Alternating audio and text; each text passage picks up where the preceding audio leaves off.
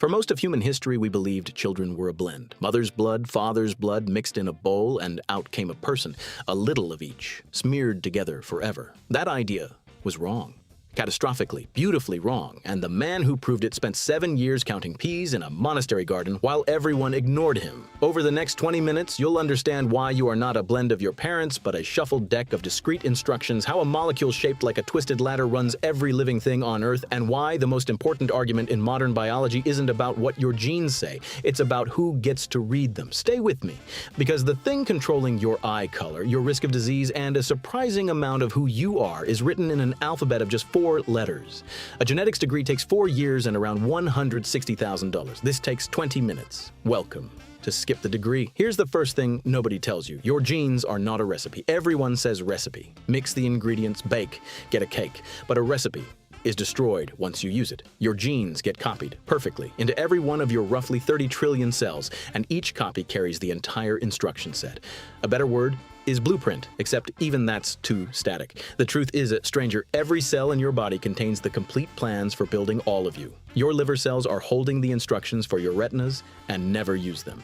It's like giving every single worker on a sprawling construction site the full architectural drawings for the entire city, every tower, every sewer line, every bridge, then trusting each one to flip to their own page and ignore the other 10,000. The electrician never builds the foundation crew never wires a thing. Most of the time, it works. The unit doing this is the gene, and the second surprise is how little of you is actually genes. If your complete genetic code is a library, the genes, the parts that actually spell out proteins, make up less than 2% of the shelves. For decades, scientists called the other 98% junk DNA. Filler. Evolutionary garbage. They were spectacularly mistaken. Much of that so-called junk turned out to be the switches, dimmers, and timers that decide which genes turn on, when, and how loud. The instructions are tiny. The machinery deciding when to follow them is enormous. Imagine a cookbook where the actual recipes fit on 2 pages, and the other 98 pages are nothing but notes on when to cook each dish, at what temperature, for which guest, and, crucially, which dishes to never make at all. That's you. The instructions are the easy part. The judgment about when to use them is almost everything. And the third foundational idea is the one that breaks people's intuition entirely. You carry 2 copies of nearly every gene, 1 from each parent, and they don't average out. They compete.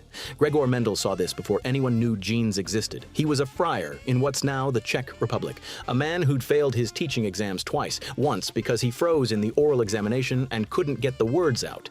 Heavyset, bespectacled, prone to anxiety so severe it once put him in bed for weeks, more comfortable with plants than people. Picture him on his knees in a long stone garden behind the monastery at Brno, a plot maybe the length of a bowling lane, hand-pollinating pea flowers one at a time with a small brush, hour after hour, season after season, for 7 years. Between 1856 and 1863, he bred some 28,000 pea plants, tracking one trait at a time. Tall versus short, smooth versus wrinkled, gray seed coat versus white. And he found that crossing a tall plant with a short plant didn't give you a medium plant. It gave you a tall one. The shortness didn't blend away, it hid. Then reappeared intact in the next generation in a ratio so clean, 3 tall to 1 short, that it could only mean one thing. Inheritance came in discrete packets, dominant and recessive. The blending theory was dead. It just took the world 35 more years to notice because Mendel published in an obscure journal and then got promoted to abbot, where administrative paperwork swallowed the rest of his scientific life. He died unknown. 3 separate scientists rediscovered his work in 1900, 16 years after his death, each one thinking they'd found it first. So we knew inheritance came in packets. We had no idea what the packets were made of. That mystery is where the real story begins. For the first half of the 20th century, biologists had a humiliating problem. They knew traits were inherited through something inside the cell, but they were betting on the wrong molecule.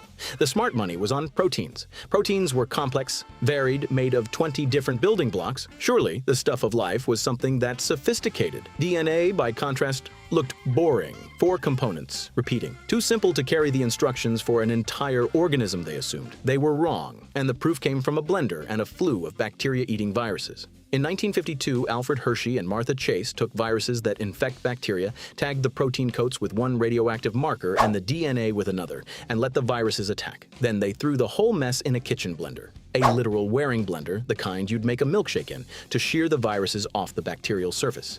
The question was simple: which tag ended up inside the bacteria, giving the orders? The DNA went in. The protein stayed out. The boring molecule was the boss. And this wasn't even the first hint. 8 years earlier, in 1944, a quiet researcher named Oswald Avery had shown that you could take a harmless strain of pneumonia bacteria, add pure DNA from a deadly strain, and turn the harmless one lethal. He'd basically rewritten a living thing's identity with a chemical. The world mostly shrugged because Avery was soft-spoken, near retirement, and the protein faithful weren't ready to listen. It took the blender to make it undeniable. And once the world accepted that, the race was on to figure out what DNA actually looked like, because its shape would explain how it copied itself. The answer came in 1953, and here's the part that still feels like a magic trick. The structure of DNA doesn't just store information. It explains, in a single glance, how that information duplicates.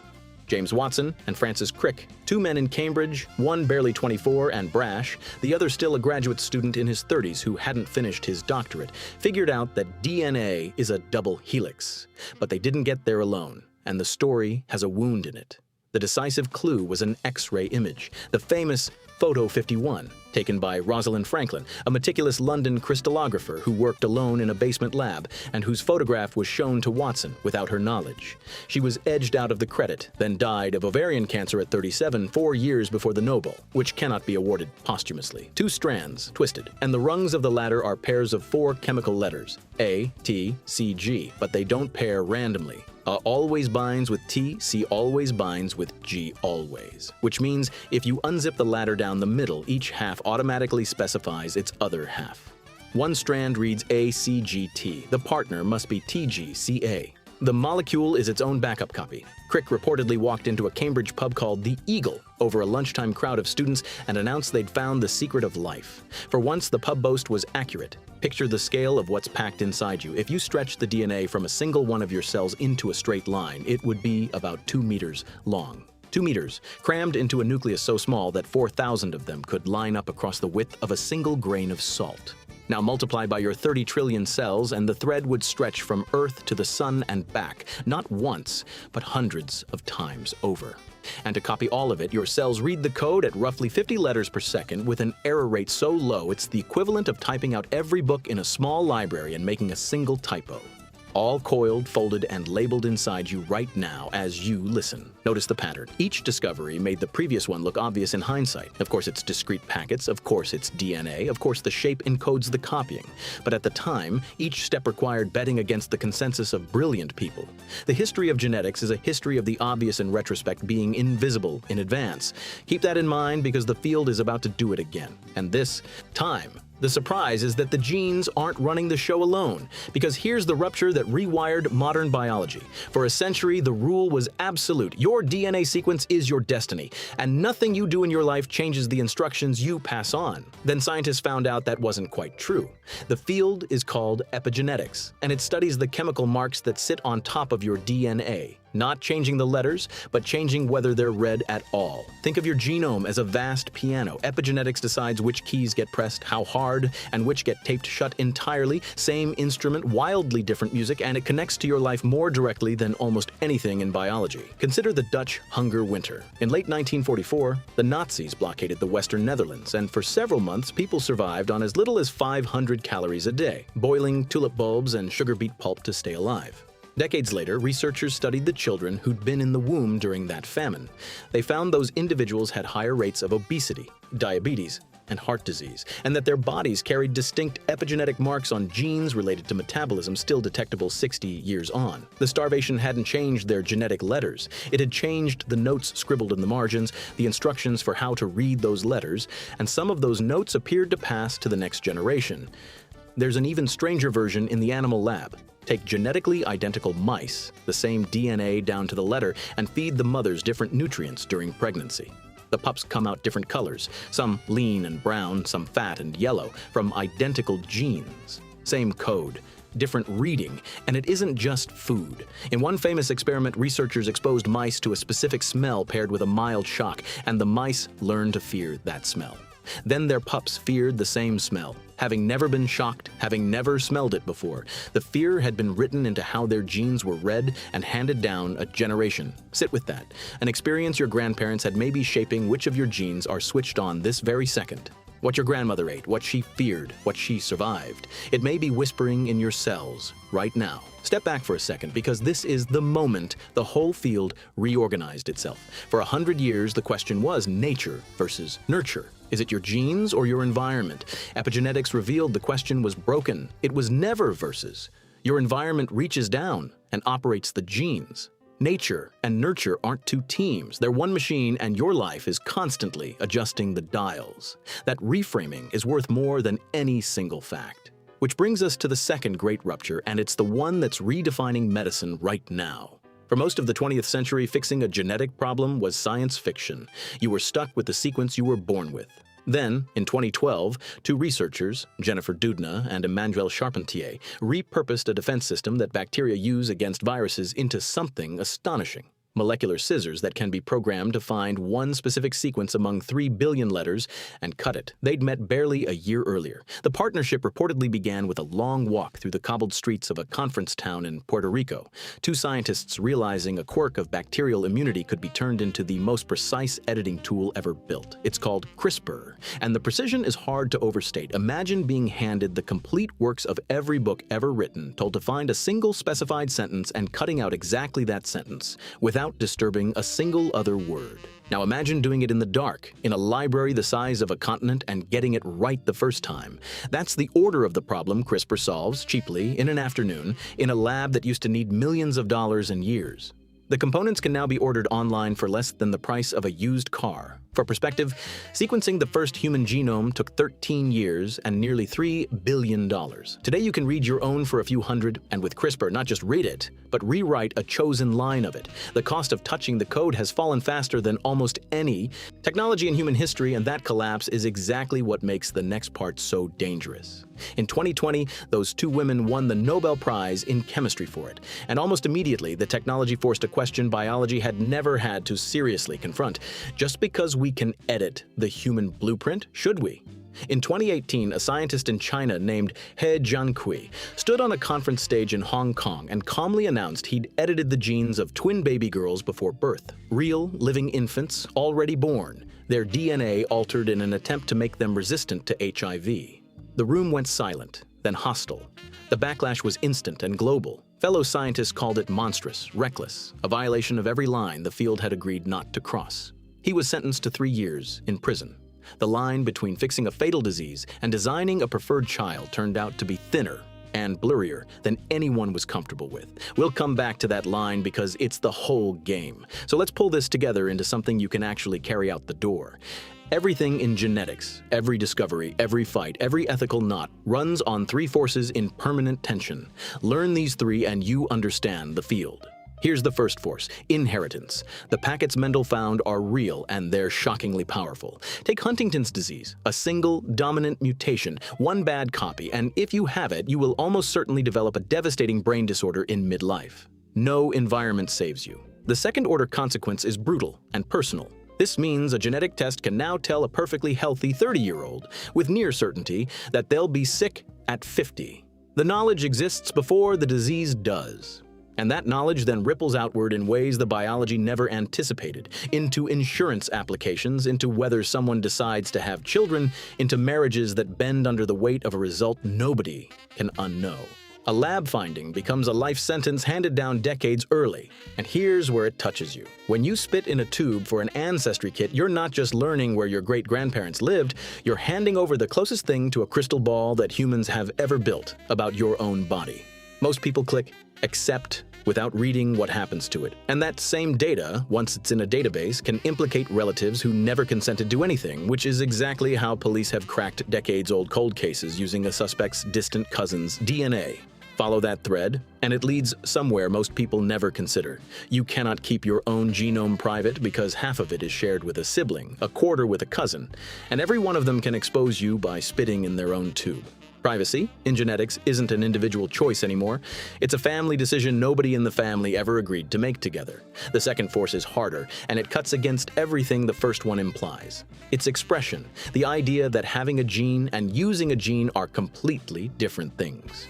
Most traits you actually care about, height, intelligence, your risk of heart disease, aren't one gene flipping a switch. They're hundreds of genes, each nudging the odds slightly, all filtered through your environment, your diet, your stress, your luck. The second-order consequence is that genetic determinism, the belief that your DNA is your fate, is mostly wrong for the things that matter most. A gene that raises your diabetes risk by 15% is not a sentence, it's a weather forecast.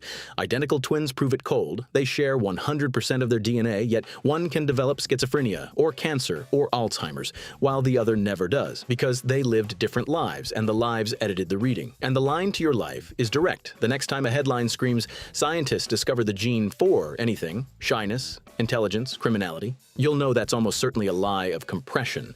There is rarely a gene for anything interesting. There's a crowd of genes arguing in a context, and then there's the third force, the one that turns biology into politics, control. We now have the tools to read, edit, and rewrite the code. CRISPR can cure sickle cell disease. That's not a hope anymore, it's an approved treatment, and in 2023, the first patients walked out functionally cured of a condition that had tortured their families for generations. That's the miracle, and the ripple is staggering. A disease that for a century could only be managed with transfusions, with pain wards, with shortened lives, can now, in principle, be ended in a single person's body permanently. But the same scissors that delete a disease can, in principle, select for height or eye color, or whatever a wealthy parent decides is desirable. The second-order consequence is a fork in the species itself, a future where the rich don't just buy better schools but better genomes, and inequality stops being about circumstance and starts being written into the biology of the next generation. And that fork doesn't close, because edits to embryos passed down forever,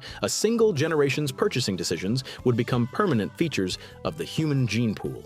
Impossible to recall once they're out in the world. Push that chain one step further and it gets darker still. If a trait becomes fashionable, a certain height, a certain look, and enough wealthy parents select for it, you don't just widen inequality, you shrink human variety. The exact raw material evolution has always needed to survive what's coming next. We could optimize ourselves into fragility without noticing. The line to your life isn't hypothetical. The first generation of gene-edited medical treatments is being priced right now, some near $2 million per patient, and the question of who can afford to rewrite their own code is being answered as you listen. In insurance meetings and pricing committees you will never sit in. So which was it? Were the genes destiny, or weren't they? Remember the promise from the start. The thing controlling you is written in 4 letters. That's true, but the revelation of modern genetics is that the letters are only half the story. The sequence is fixed. The reading of it never stops moving. Your genes load the gun, your life. Your environment and increasingly your technology decide whether to pull the trigger, and now whether to swap out the bullets entirely. You now understand why inheritance comes in discrete packets instead of a blend, how the double helix is its own backup copy, why 98% of your DNA was wrongly dismissed as junk, how epigenetics lets your environment reach down and operate your genes, and why CRISPR turned the human blueprint from something you read into something you can rewrite. That's 4 years of a genetics degree, the mechanism, the ruptures, and the uncomfortable ethics they actually argue about behind the lab doors. In 20 minutes, skip the degree. Here's the thing, genetics quietly teaches you underneath all the chemistry. For 2,000 years, we thought biology was fate, that you were dealt a hand at birth and that was simply that. Genetics was supposed to be the final proof of that fatalism, the code that locked everything in. Instead, it became the opposite. It showed us that life is not a script being read out, but a conversation between the letters you inherited and the world that reads them sentence by sentence every single day you're alive. Your ancestors handed you the ink. They never got to decide what gets written with it. The code was never the destiny. The reading was. And for the first time in 4 billion years, the thing being read has learned to pick up the pen and is just beginning to understand the weight of what it might write. If that idea rearranged something in your head, you already know what to do with it. The whole field runs on a single instinct. When something looks like a fixed sequence, ask what's actually expressing it. Inheritance, expression, control, 3 forces, 1 argument, and a code that keeps getting more interesting the closer you read it. Subscribe, and we'll keep decoding the next discipline together, because the most surprising instructions are always the ones nobody told you were there.